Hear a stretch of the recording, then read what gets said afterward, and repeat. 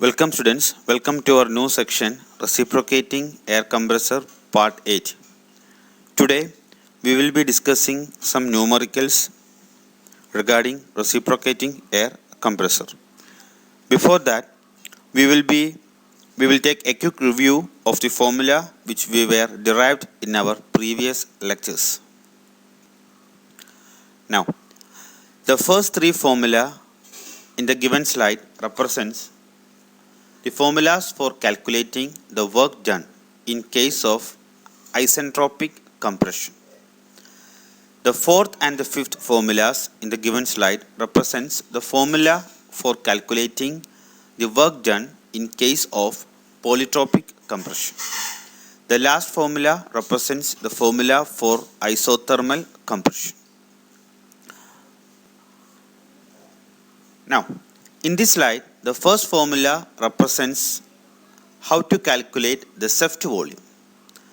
The second formula in the given slide represents the formula for calculating the work done in case of polytropic compression with clearance volume.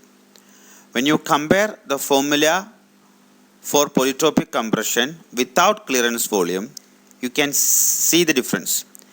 Here in this formula, the V is replaced by V1 minus V4. The third formula in the given slide represents the equation which we will get by applying the perfect gas equation to the condition of air at the end of suction and the ambient condition. Here P1, V1 minus V4 and T1 represents the condition of air at the end of suction, and Pamp, Vamp, Tamp represents the pressure, volume and temperature at the ambient condition. Now the last formula is used for calculating the volumetric efficiency, the overall volumetric efficiency. When you were asked to find out the volumetric efficiency, or we can say that if the ambient condition is not given in the question, just ignore the first two terms, that is Tamp divided by T1 and Pamp divided by P1 divided by Pamp. Then you will get the formula for calculating the volumetric efficiency. So if the ambient condition is not mentioned in the question, just ignore the first two terms and use the formula with the rest of the expression for calculating the volumetric efficiency. This slide shows the formula for calculating the intermediate pressure in case of two-stage compression with perfect intercooling. The last formula in the given slide gives us how to calculate the work done, the minimum work done in case of polytropic compression with perfect intercooling. I hope all these formulas are familiar to you. You need to by heart all these formulas for doing numericals. With this, we will go to our first numerical part.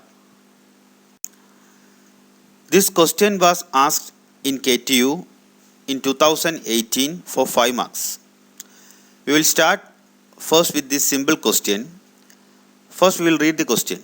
A single stage, single acting reciprocating air compressor is used to compress 7 into 10 raised to minus 3 meter cube per minute of air from a pressure of 1.013 bar to a pressure of 14 bar.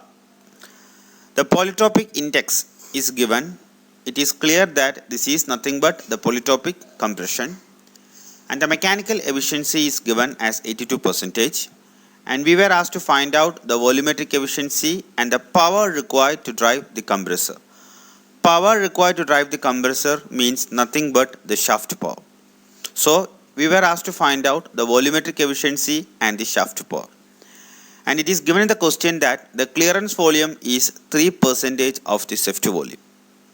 So first of all, we will write the given data first. Here,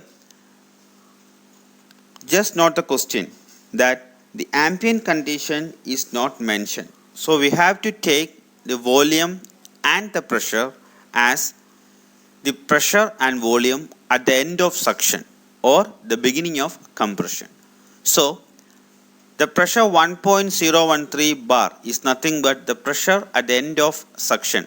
So, I will represent that pressure with P1. So, P1 is equal to 1.013 bar. When we convert it into Pascal, just multiply it with 10 raised to 5. And the final pressure is given as P2 as 14 bar. And in the given question, 7 into 10 raised to minus 3 meter cube per minute represents nothing but the volume at the end of suction. That is, we represent that volume by V1 minus V4.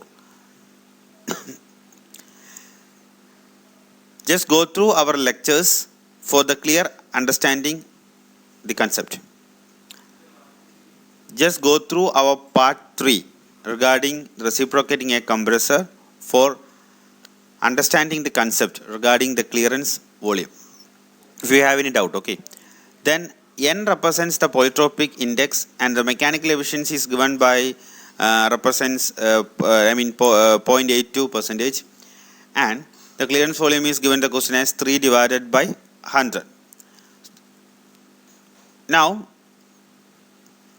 we were asked to find out the volumetric efficiency. First, just note that the ambient condition is not given in the question.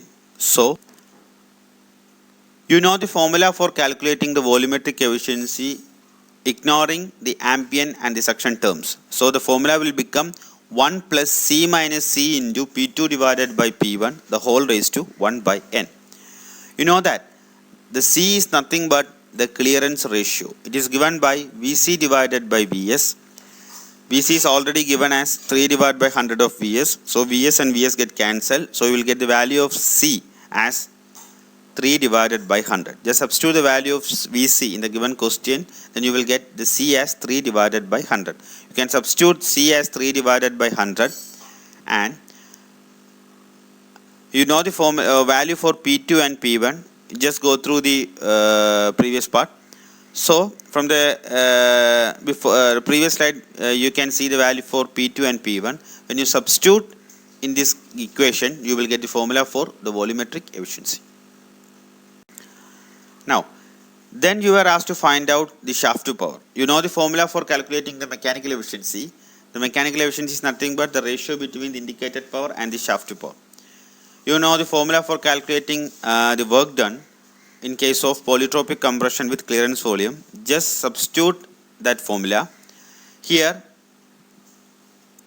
the mechanical efficiency is given in the question. You need to find out the shaft to power. Once you know the indicated power, you can directly get the value of shaft to power from this equation, from the first equation. And just note in the second equation that the unit of volume, that is V1 minus V4, plays a critical part. If the volume is given in meter cube per second, then the WC which we will get from the formula gives us the indicated power.